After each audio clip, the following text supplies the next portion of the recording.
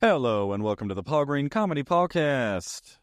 This is for August 3rd, 2024, episode 248. Stand-up comedian, actor, and improviser Paul Green coming to you.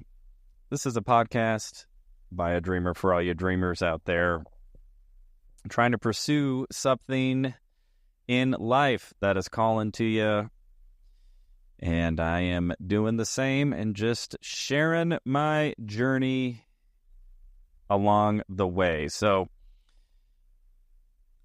I have just been in this weird little writing slump lately. That I know I keep talking about the same thing if you follow the podcast, but that is the name of the game. I have really increased my writing output more and more really in about the last year, but even more so this last 5 or 6 months. And I'm not super discouraged. I am just learning more and more that this is part of the process to building a really great quality stand-up act, is just writing as much as you possibly can and filtering through all of that writing to find the bits that work the best in front of a live audience. And that is the process I find myself in the middle of. Yesterday I did my 2 open mics that I do every Sunday, and I tried all new material in both mics.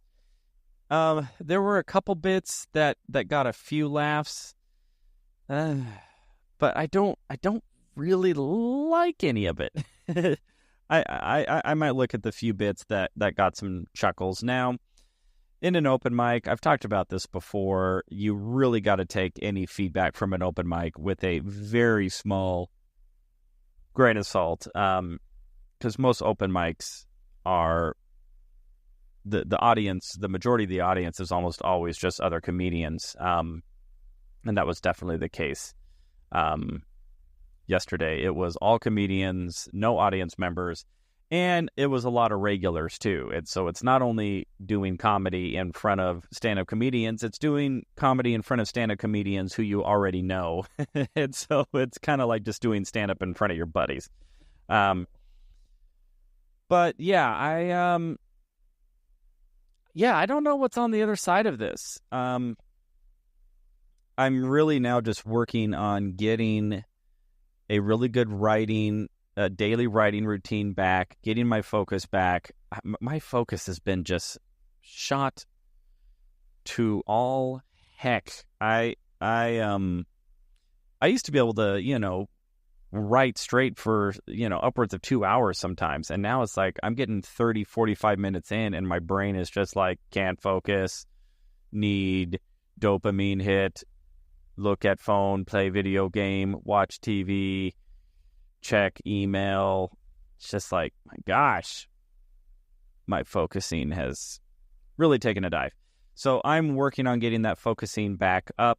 My process used to be, anytime I would write, I would put in my headphones, and I would play some sort of like meditation music just to tune out,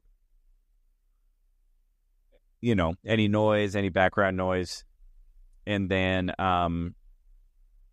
would set a timer on my phone, say for like an hour, and then I would just turn my phone over and I would just say, I am going to write for an hour. I am not going to stop writing. I am not going to check my phone. I am not going to do any of this until I hear that alarm go off. And I haven't done that in about a month or so, and I'm trying to get back to that level of focus and that volume of writing. And all that being said, I'm writing more than I ever have. So anytime I start a new notebook, I date it, and that way I can, know when I started writing. And I started a new notebook on June 12th. it's 100 sheets of paper. I write on both sides, which means 200 sheets of paper. And I am only a few blank pages left. And I mean the entire notebook, every page, front and back, is full of just ideas, joke ideas, bits, concepts for comedy that I've written really, when was June 12th? So about a month and a half ago. Sometimes it would take me a full year to fill in a whole notebook of writing.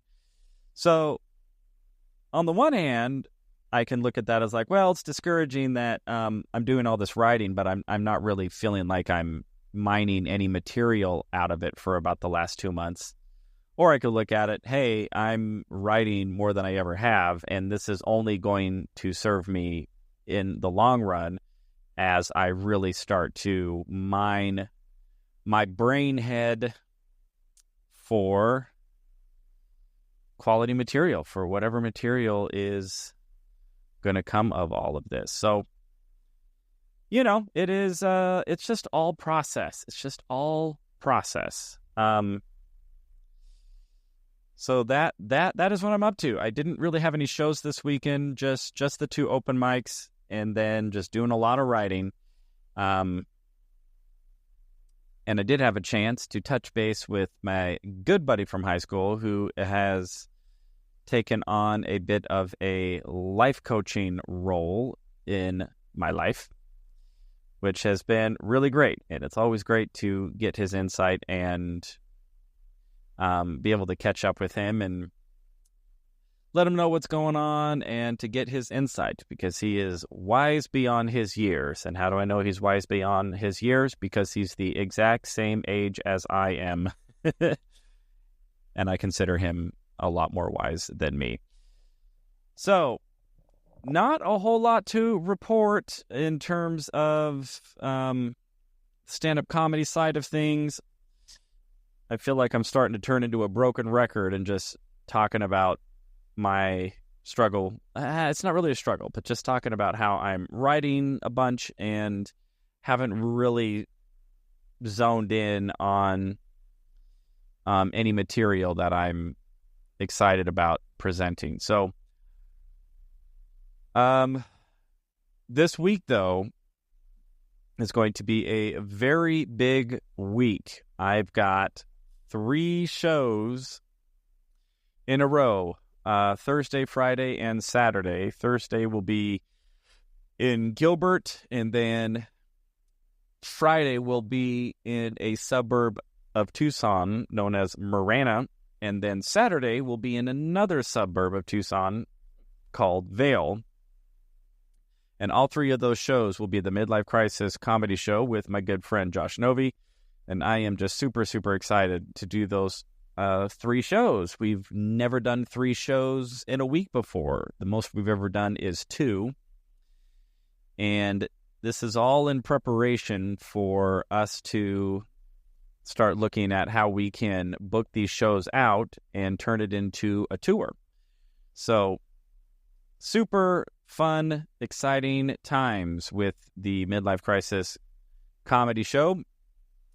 And hopefully we'll be able to start taking that show on the road. So, going to be an exciting week of shows.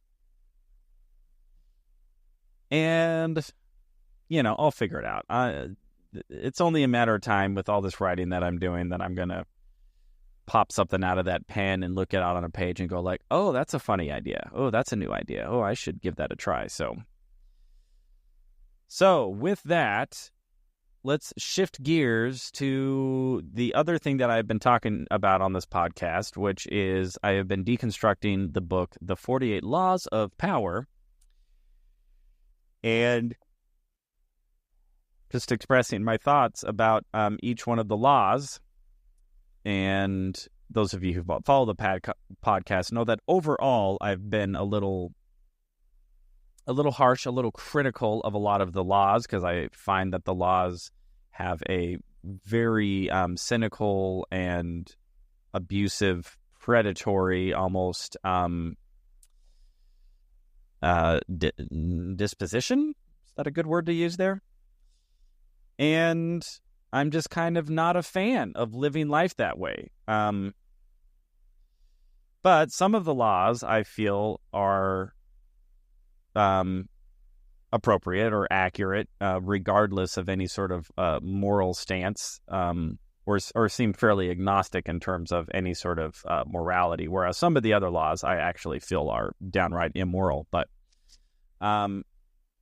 today's law is kind of interesting. I haven't really processed it yet, so we'll see how I feel about it as I just start to talk through this law. So the law is to make your how did they word it? It's like to make your results seem effortless, or to make your mastery seem effortless.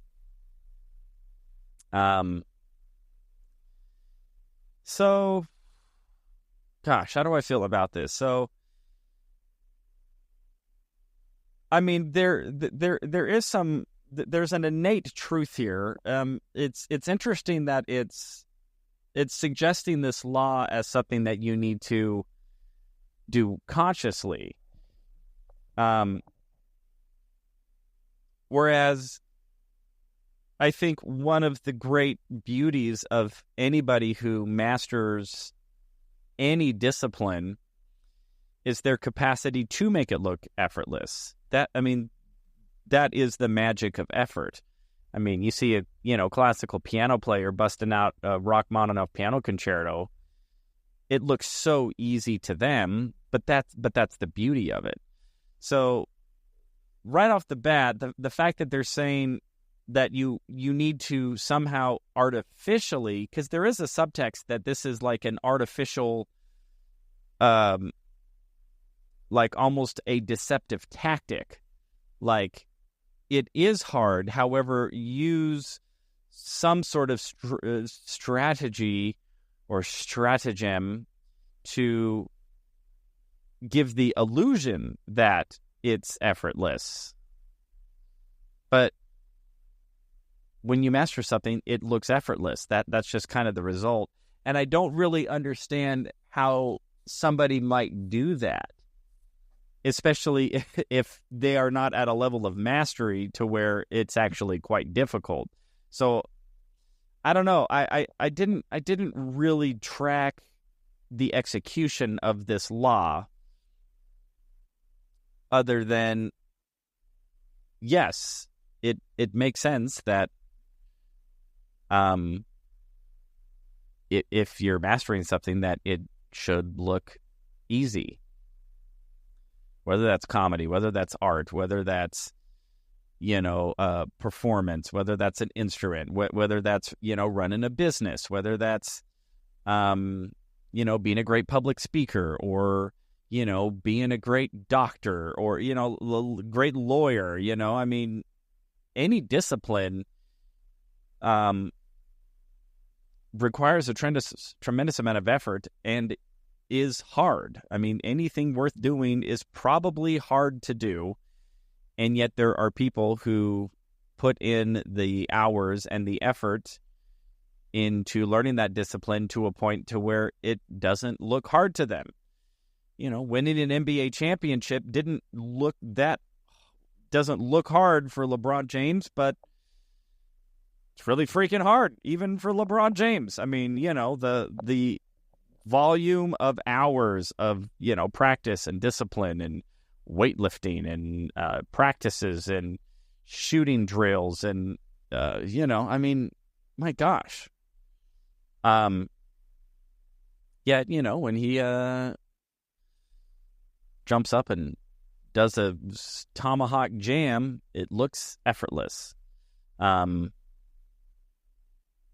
So yeah, I can't really disagree with that. But again, to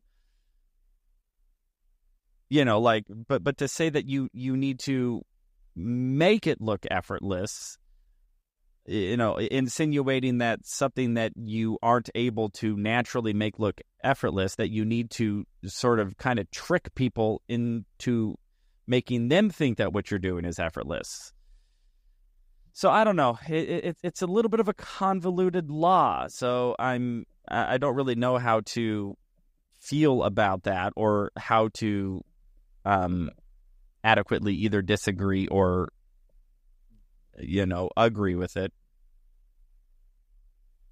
It's like, it doesn't matter.